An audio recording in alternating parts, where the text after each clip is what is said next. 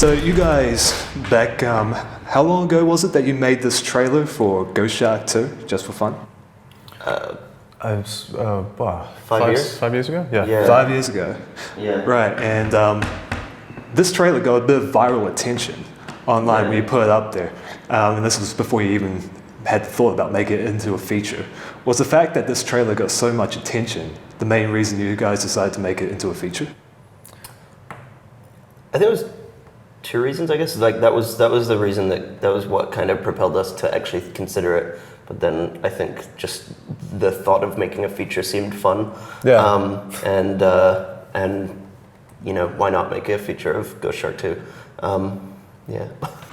So would you say you went to make this feature more for yourselves or more for the audience that seemed to be interested in this? I think definitely for ourselves. I mean, we made the first trailer for ourselves and people just seemed to like it. Yeah. But it seems the same way with the feature, to be honest. No, like, really does. because I mean, it's not really the movie that the title would suggest that it is. I think like it's. Yeah. Well, there is a ghost shark. There is a ghost shark in it, and it is in an urban setting, I suppose.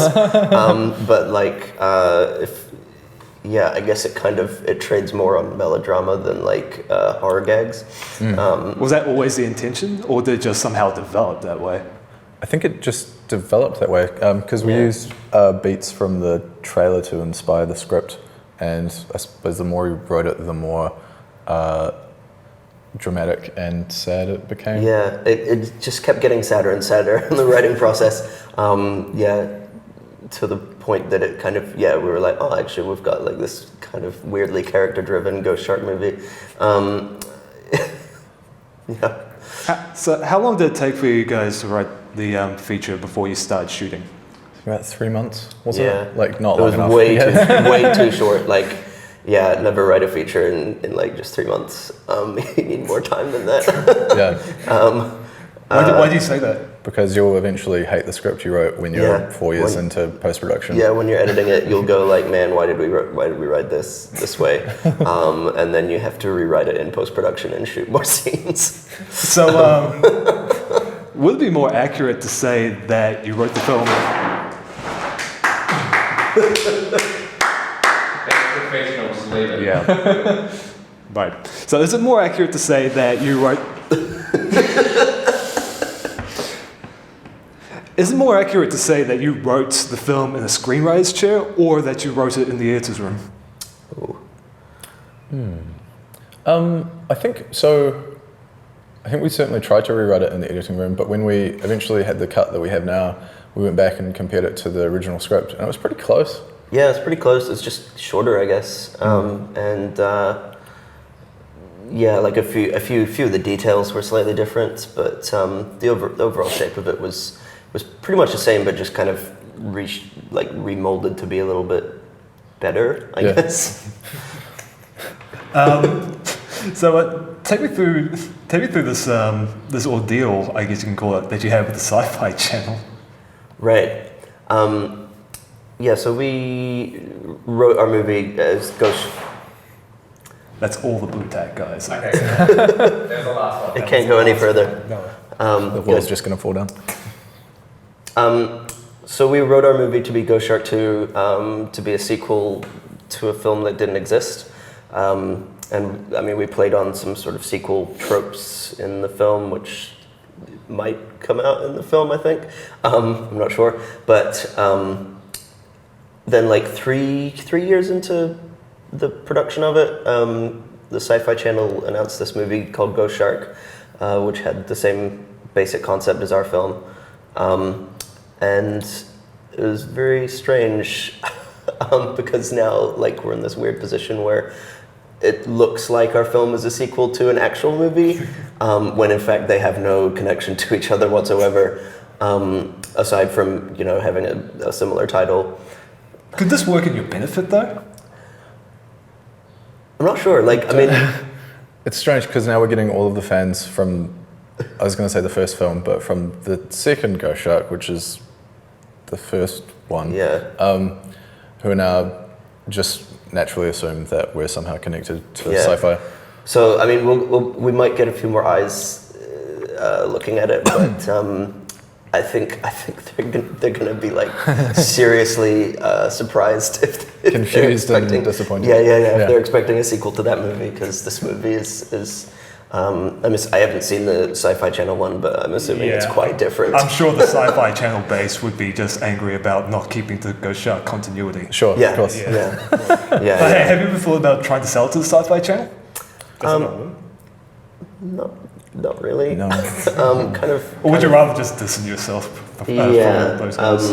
I think we kind of just, from beginning to end, it's kind of been a thing where we've just kind of been doing it ourselves. We didn't look for crowdfunding or anything like that. And I think the release is pretty much the same. We're just seeing what happens when we just release it ourselves. So you didn't approach for crowdfunding. I'm guessing you didn't approach anyone else for funding, did you? No. What was the lowest part of this journey making this film? So many. There were so many low points. It took us 5 years, and I think the reason why it took us 5 years is because maybe about 8 months into the process, we had our first cut, and it was like really bad. Yeah, like this youthful ignorance that the first cut of our film was gold. Yeah. And it wasn't. It wasn't. It really wasn't. How did you find this out? Did you scream it in front of some people and they just instantly told you this, or did you just realize it yourselves? Kind of a mixture of both. Yeah. It was kind of like, I guess we were slowly realizing it ourselves, and then when other people saw it kind of confirmed it for us. But yeah, that kind of made us take a considerable break on making the movie. During which we didn't touch it, and kind of, I don't know, it was kind of a soul-searching period where we kind of hated movies. Because I actually stopped going to the movies. Right? Yeah, for a long time. Jesus.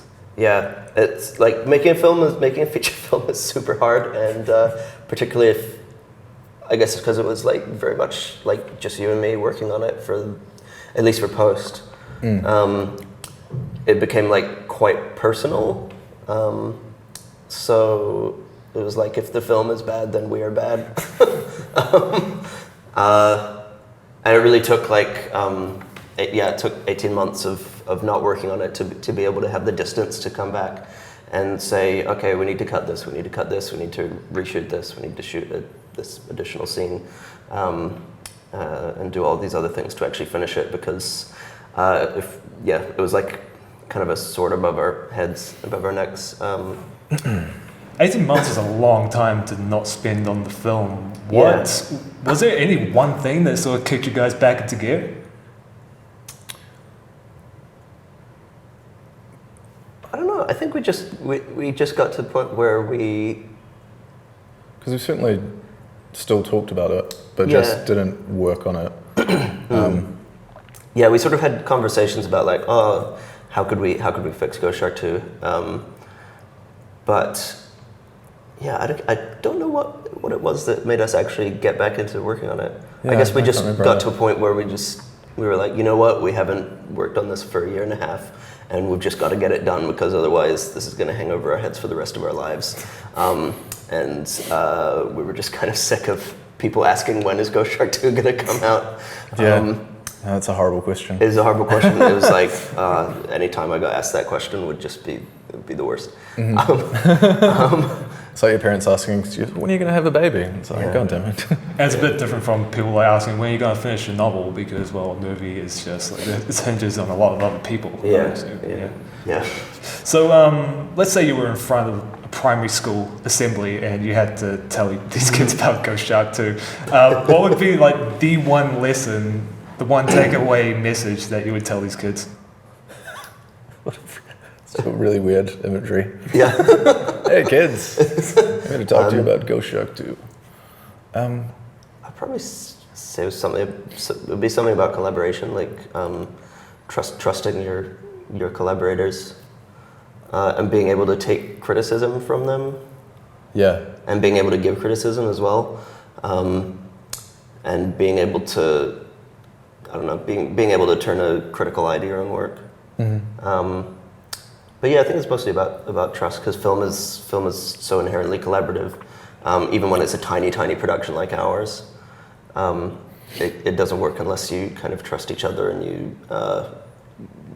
you know what film you're making and you're kind of on the same page for that. Because we didn't know what kind of film we were making. Yeah, it was only really time. like halfway through post that we were like, oh, this is what the movie is, and yeah, reshot and recut around that.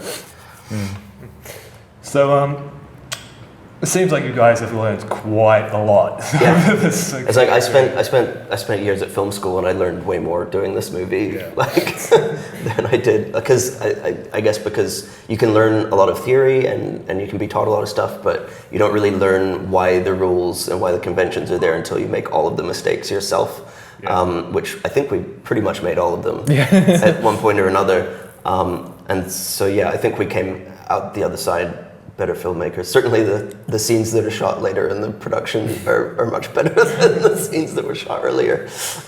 So with this knowledge and experience that you have, if you had that same knowledge and experience back when you first decided to make Ghost Shark into a feature, do you think you would have gone through with making it into a feature? I think so. We probably would have been a bit more cautious. Yeah, I think it would have been a slightly different film. Yeah. It's quite an ambitious movie for the resources that we had, and we might have scaled that down a little bit so we could really nail a smaller film. But I kind of like the just wild, rampant ambition that we had, because we didn't quite nail everything that we tried to do, but I guess we had an idea, but we didn't really think it through. Yeah. Because I suppose we wanted to start with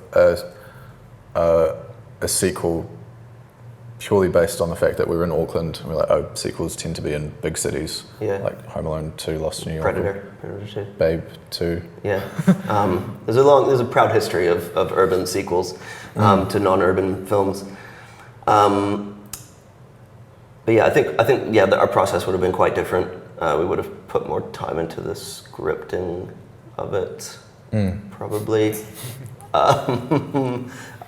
To avoid having to do that in post again. Have you ever toyed with the idea of making it into a trilogy with 2 films? Not really. Not really. I've sort of jokingly written story outlines for 5 movies, but I don't think they'll ever be made. Or maybe you can just do trailers, or like a trailer montage, like 22 Jump Street. Oh, yeah. Yeah. But I don't know, maybe this movie will be a runaway hit and we'll be forced into making Ghost Shark 1 Port Massacre. That would be horrifying. Well, if you do, please call it Ghost Shark 1 and not just Ghost Shark. Yeah, sure. Yeah.